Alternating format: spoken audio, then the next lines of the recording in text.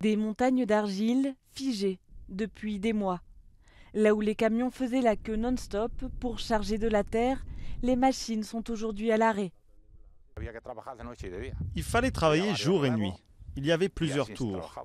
On était 6 à travailler ici. Aujourd'hui, on est 2. 2 de trop.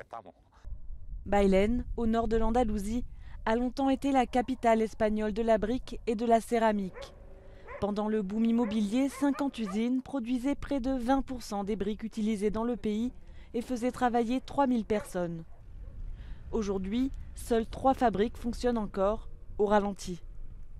Plus de 35% des habitants sont au chômage, dépassant le record de 31% déjà affiché par l'Andalousie. Cette ville devient, elle est même déjà devenue, pratiquement une ville fantôme où toutes les familles, toutes sans exception, sont touchées de près ou de loin par cette crise.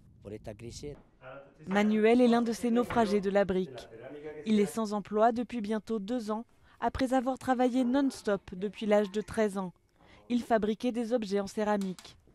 Aujourd'hui, il attend désespérément un appel de son ancien employeur. Actuellement, je n'ai aucun revenu. Je ne touche plus d'indemnité chômage. Ma femme ne travaille pas, mon fils non plus. Il n'y a que ma fille qui a 20 ans et qui est assistante sociale. Elle s'occupe de personnes âgées qui apportent 700 € par mois. La crainte de Manuel est aujourd'hui de perdre sa maison, dont il doit encore rembourser la moitié, 100 000 €. Le chômage est au cœur de la campagne des élections régionales qui ont lieu dimanche en Andalousie et qui pourraient coûter aux socialistes leur bastion historique.